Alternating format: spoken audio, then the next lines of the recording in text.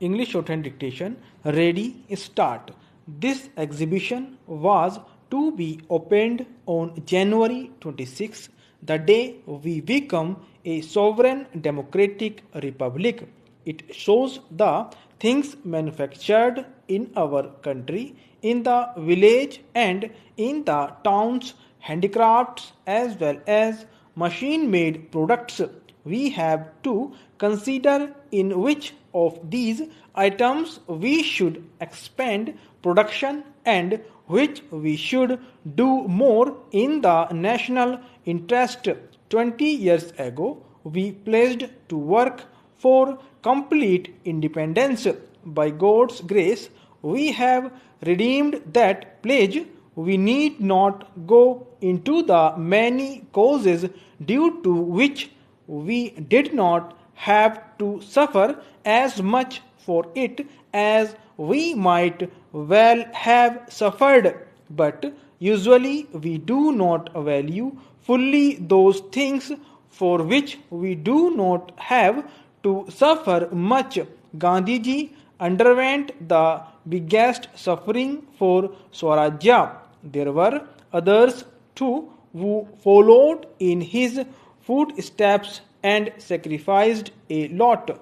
It was no easy task to integrate such a big country with its many religions and languages which had never been one country. So many different states had to be integrated and organized in order that the whole country should be free. But we had comparatively little trouble. We have therefore not enough appreciation for this. That, however, is not the end of our task. What has been achieved so far is like a peasant preparing the ground for cultivation. The true Swarajya of Gandhiji's dreams has still to be created by us in India. Those who held up our work have left. There is no obstacle now, but millions in our country are suffering today. They need food, clothing and shelter. At least there should be no lack of these things under self-rule. We do not grow as much food as we need. Burma and some of the food surplus areas in our country have now separated from us. There is thus a deficit. To ensure that food is available everywhere and no one starves, we have to import food grains. Arrangements have to be made to ensure at least subsistence rations everywhere, thus necessitating various controls. These lead to many evils. In such a big country, it is not easy to have rationing and controls. The government is often brought into disrepute. People take bribes. Much else happens, but it is all our doing. Aliens have not hand in this. People blame the government. To a certain extent, they are right, not fully also.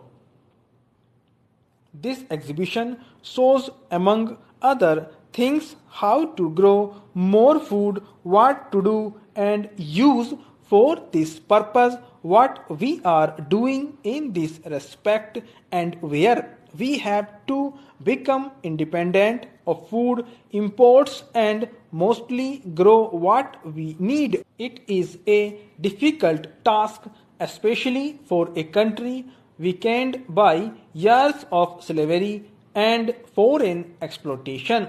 A poor country does not become affluent only by achieving freedom, but if all work unitedly, it can be done. Gandhiji said, our Swarajya depended upon the charkha we could spin our way to Swarajya, but we did not do that.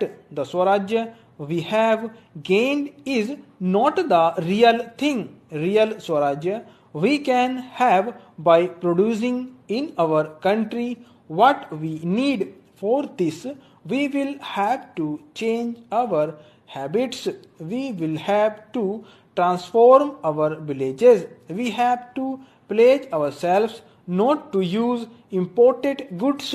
Of course, if there is anything not produced in our country but required in the national interest to produce more wealth like machinery, it will have to be used. But we should, as far as possible, not even touch foreign products.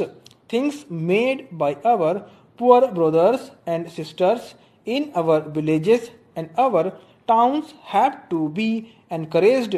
All free countries do this. Their people are taught this from childhood.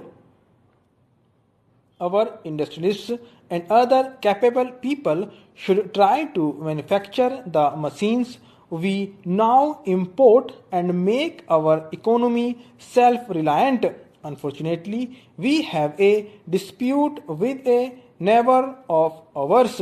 We have the factories in Calcutta which used to utilize all the jute grown in Pakistan. The government of India has done its best to see that economics of both the countries are not hampered, but no agreement that we reach is implemented by them. We have to act alone. They refuse to deliver even the jute paid for in advance, thus harming both countries. If they cannot guarantee to implement agreements, we had better not depend on them. Let us grow the jute and the cotton and the food grains we need. It is rather hard because we import a lot of food grains while they have enough and to spare. They got all the best cultivable and irrigated lands and turned out the occupants who are now refugees here. We have to make arrangements for these people wherewith their anger and their sorrow while their golden lands has been usurped by other. We have asked loudly and repeatedly for a settlement, but Pakistan obstinately refuses to do so. Thus, the dispute lingers on. It can be resolved only by frank and broad-hearted fraternal talks between all the parties. Stop.